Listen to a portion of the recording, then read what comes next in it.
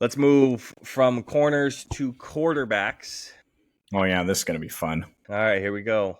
All right, get them out now. Go ahead and just pull up the comment section. First of all, like the video, appreciate it. Leave a comment. You're a fucking idiot. You don't know what the fuck you're talking about. I probably don't. That's fine. How thick are your glasses, bro?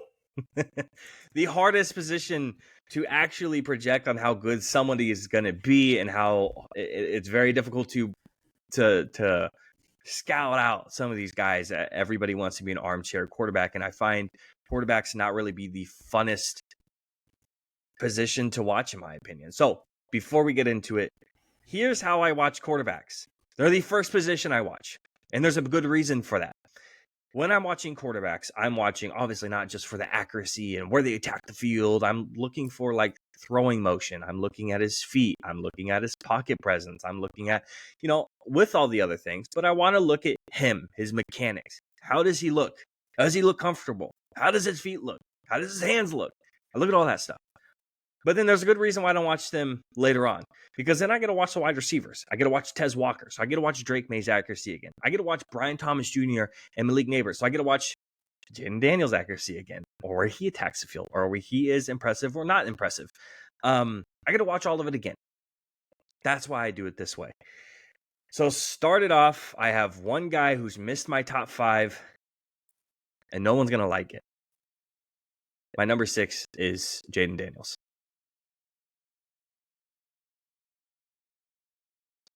You just gonna let it marinate for a while? Are you letting people type it out first?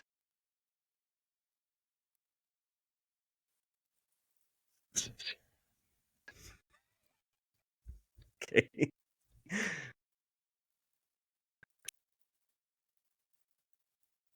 Oh man, what do we?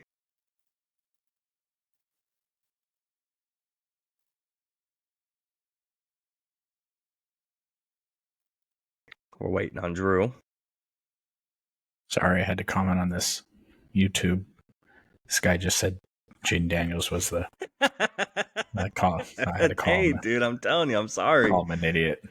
I'm sorry, dude. I'm telling you, it's I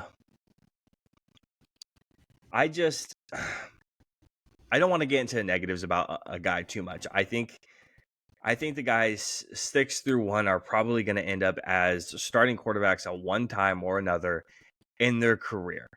Jayden Daniels has 1 year of high-level production on a team that has a lot around him. And I will say this, I'm skeptical with a guy who has a lot of talent around him that I just don't see a whole lot out of. And I'm wrong sometimes, especially last year. I was concerned about CJ Stroud, all the wide receiver talent, all the offensive tackle talent, all the offensive lineman talent, all around the guy. I just wasn't sure if he was that impressive. So is it the 71% completion rating? You can pull up the numbers. It's just what I see on film. Is it the 143.7 passer rating? That's fine. You're also throwing touchdowns to 4 interceptions that bothers you. You also have high-level college offensive linemen. You also have 2 first-round wide receivers you're throwing to right now. So people hype up his all the other guys. See his arm talent. Drake May doesn't. And Caleb Williams doesn't either. I mean, Brendan Rice, cool. Congrats. I like the running back a lot. Spoiler alert.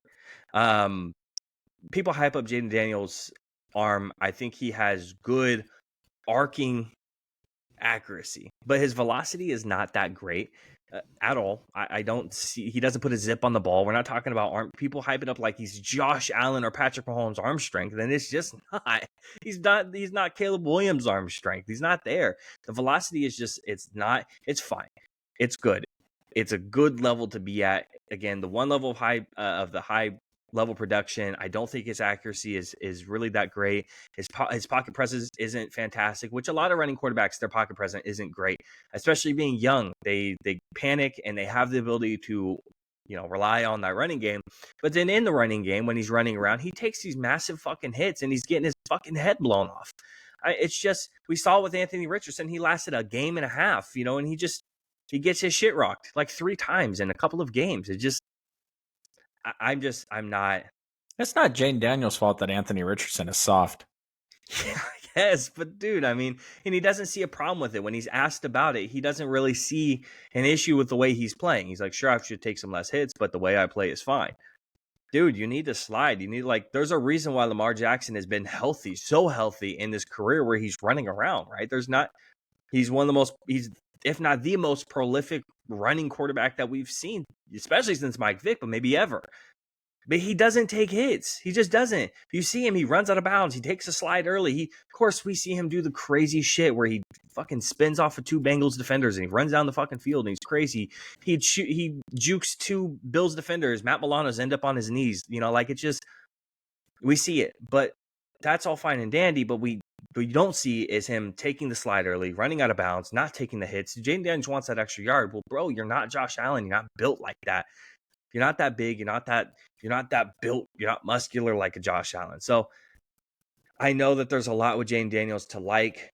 I just like, and I want to believe in some of the guys that are a little bit in front of him. Yeah, see, I think that you're doing the NFL scout mistake. I think like a player like you're falling in love with Drake May's big arm potential, but the fact of the matter is his ball placement absolutely is fucking terrible. And there's been plenty of quarterbacks that have come into the NFL that have had massive arms and their ball placement sucks. You can't do anything with them. Sure. I love the fact that he only threw 4 interceptions last year. His completion rating is really high. He didn't throw any interceptions the year before that, and his completion rating was really, really high. Frankly, I'll take an accurate quarterback over, big arm talent every single day of the week. Brock Purdy versus Sam Darnold. Sam Darnold has a freaking cannon, and he's never been able to be successful in the NFL in any of his stops. So now, of course, we are talking about the top 6 quarterbacks in the entire draft class, which we had a shitty draft class in 2022, and we had a shitty draft class in 2023. So 2023? Was that 21? Wow, I'm getting old. I've been covering the draft for like 3 years, and it's already just like draining your life. It's been a while since we've had a good draft class for quarterbacks, and frankly, it's going to come down to where these players get drafted. There's a couple teams that I really love Jayden Daniels on. There's a couple teams that I don't like him on. You and me had the conversation a couple weeks back on, depending on which team drafts him, is if I would start him right away. I think he's going to be successful. And you need to put a clip out on this. I think Jayden Daniels is going to be an extremely successful quarterback. So let's get that published somewhere so we can come back and talk about Christian Watson 3 years from now and how I was right. And now that's not saying that I'm not making any implications here on Drake May, but Jayden Daniels is my number 4. Okay. So obviously I believe in others over him as well. So I'm not sitting here. People are hating on the 72% completion rating and 40 touchdowns and 4 interceptions way too much. And all of his stats were better than Caleb Williams. So there's not anything that Caleb Williams did statistically advanced or standard better than Jayden Daniels last year. Yeah. Who's your 5? Michael Penix. Okay. I have JJ McCarthy. Yeah, I just think that it's really hard not to get negative about quarterbacks. I think it's funny because I'm like looking at these guys and I'm like, I really don't like this.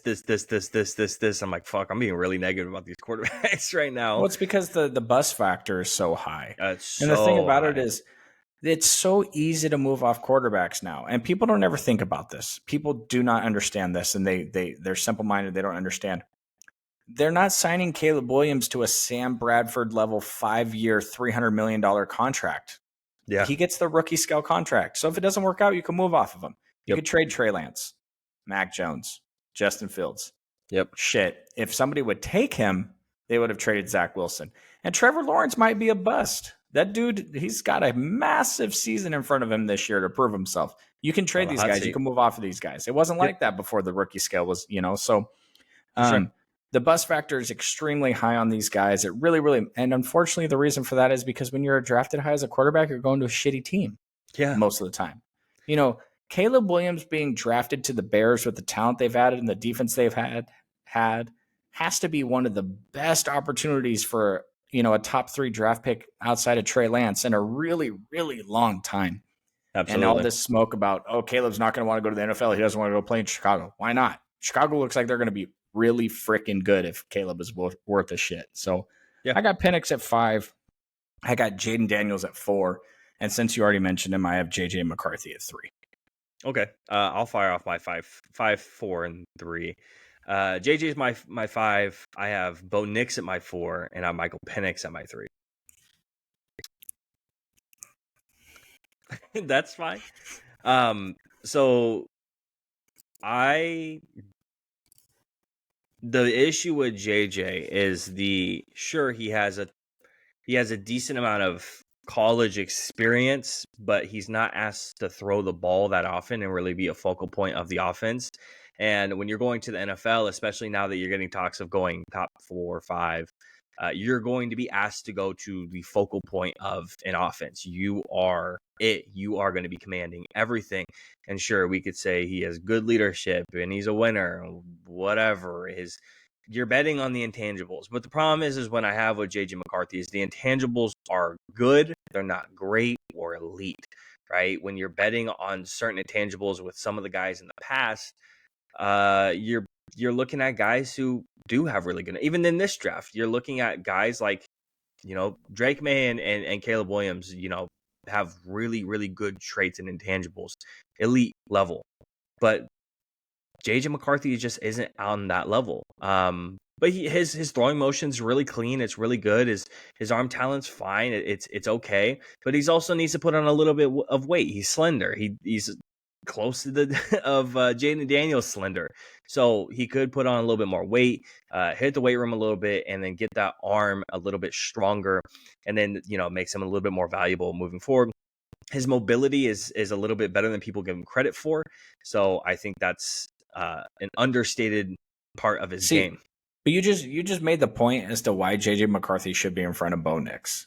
He needs to put on weight and he needs to bulk up. He has no mechanic issues. Bo Nix's mechanics are all over the place. Like his feet don't make sense. They're sloppy. He doesn't climb the pocket. He fades off on his throws. And frankly, he's a first read passer. I'm not saying that Bo Nix can't get to his third and fourth read in a progression. I'm just saying he doesn't have to. And he's never proven the ability to be able to. Maybe he can. I don't know. It's a big question mark. His like I said, his feet are a little wonky. His upper body's a little wonky. He fades off on throws when he doesn't have to. For me, when you're noisy in the pocket, when you look uncomfortable in the pocket, he looks like he's seeing ghosts sometimes, which is weird for a player that goes first read and doesn't have to get through his progressions too often.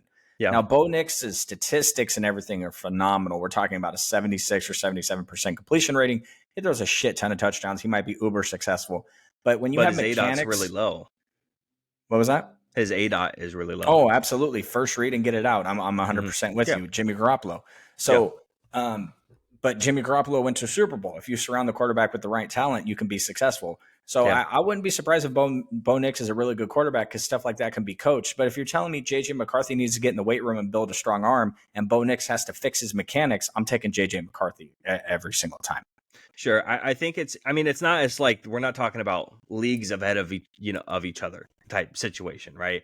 I think we're talking top 5. Right. Yeah. I think, I'm throwing, Jaden Daniels there. I think how close for me, 6, 5, and 4 are to each other is like, maybe I like the experience of one guy more than the other.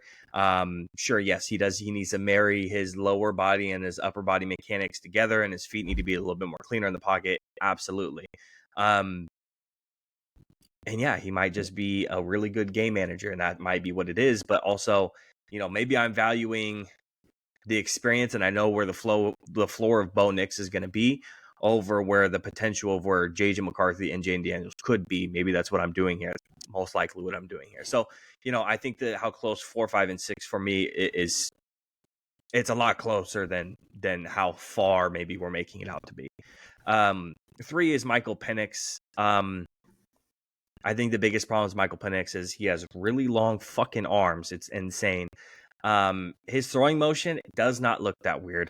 Go look up videos of his if it mirrored, and it looks like he's throwing with his right arm instead of his left arm, and it looks pretty normal. It's really not that weird. The problem with his throwing motion is it's the windup. He has a long windup, and he has a cannon of an arm, and the problem is sometimes he puts a little bit too much on that, and he sacrifices the accuracy a little bit with how hard he's throwing that ball.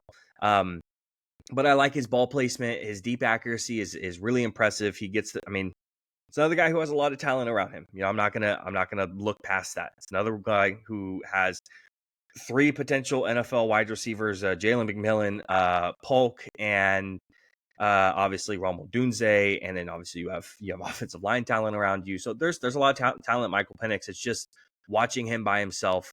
I like the ball placement. I like his reads. The problem is he's sacrificing the accuracy with throwing it as hard as he fucking can. That's my biggest issues with Penix. Yeah, Michael Penix, obviously I put him 5th. I am a little concerned about the fact that he uses his arm talent to cover the gaps in mechanics and a couple other things too often, because at the NFL level, those completions become interceptions very, very quickly. Yeah. Defensive linemen are massive. You have to find the windows. You have to find the throwing angles. You have to find the correct ball placement, or you're not going to be successful at the next level. Sure. A lot of what I just said applies to number 2, assuming you don't have Drake May at number 1 like a fucking weirdo. I might. Drake May has got a massive arm. He takes a shit ton of sacks. Yeah. His ball placement is whack, and he uses his natural talent to make up for deficiencies in his game. That being said, we're talking about a guy that, if you take a very, very deep dive into the 2, you could make a conversation about why he should go number 1 instead of Caleb Williams. Mm-hmm. And this might just be a conversation a couple years down the line where it was just like, yeah, dude, he has a massive cannon. He's mobile. Which is probably why he takes the sacks, and he just had to work on the arm placement. So Drake May is really I'm much more interested in Drake May and what happens with him than I am with Caleb Williams, because I think he's going to be successful because of the team from the jump. Sure. I just think, ball placement in the NFL is very, very important. That's why I keep hammering home completion rating and this and that and the other, because you have to be able to put the ball in a position for your players to succeed. And that'll be a thing that Drake May needs to accomplish to the next level, especially considering, college, who he played, there's question marks there. So sure, I'm gonna disagree with you on some of the stuff. I know you're hammering home about the the ball placement stuff. I didn't see the ball placement stuff as much as you did. I definitely saw some of it, but he also put the ball in places I don't see some of the other quarterbacks doing. Outside of maybe Caleb Williams, he's just some of the ball placement. Yeah, sure. He misses the easy throws where you're like, what the fuck are you doing, bro? Your feet are set in the pocket. Your mechanics are perfect. The guy's wide open on a end breaking route, and you just missed him. The ball's just behind him, right? I get it. Totally understand. But I didn't see it as much as you did. The main issue I saw is people always want to say Caleb Williams is big game hunting. I see it more in Drake May more than Caleb Williams. Drake May wanted that big play every single time. There was times where I would be like, dude, you have a wide open guy right in front of you, and you're saying, fuck that. I'm throwing it into double coverage, because I want to try to fit the ball in the tight window. I saw it more with him than I saw on Caleb, but I really like Drake May. I really did. Yes, the arm is really good, but also, like I said, I saw more better accuracy than I saw inaccuracies. Sure, his completion percentage isn't fantastic, but his adjusted's like 75%, which accounts for drops and the wide receivers being fucking dog shit. And he doesn't have a whole lot of talent around. And I really liked what I saw out of him. I don't think the stage is going to be too bright for him. His background is his brother is Luke May, who is like an NCAA, hit a huge game winner a couple years ago. His dad played at UNC, played for quarterback. His mom was like a track athlete or something like that. His brother plays baseball for UNC. So, and I know he's a prospect. So there's a lot of lights on the May family in North Carolina. And I don't think the lights are going to be too bright for him. I do obviously want to see a lot of developmental aspects out of Drake May, especially with reading the full length of the field and not going big game hunting, because there's a good chance he's going to go to a team that doesn't have a whole lot of talent around him, especially if he goes to a place like New England. He's going to have a hard time. Now, if Minnesota comes up and they end up taking Drake May instead, he should be thanking God that he's going there instead of New England. So, and then obviously Caleb is our the undisputed one, right? Yeah. Caleb balled out every single week. And unfortunately for him and his team, the defense was absolutely terrible. Yep. And he had to put up 40 to 50 points a week to try to win. And he knew that coming out, and that just affects your decision making when that you have to make it happen for your team to win. So some of his incompletion, his completion rating, interception, stuff like that is just really a byproduct of him trying to win and knowing that he has to will his team to a win. Yep. And there really wasn't any. Some of Drake May's worst games last year were against some of the better teams he played, which is kind of unfortunate when you're talking about North Carolina and the schedule they keep. I mean, Caleb popped week in and week out. And I know there were some throws, there were some incompletions, and I know there was the criticism about him and painting shit on his fingernails. But frankly, I don't give a crap about any of that stuff. The kid is a star. Yeah. He's probably the highest herald quarterback prospect since Burrow, probably.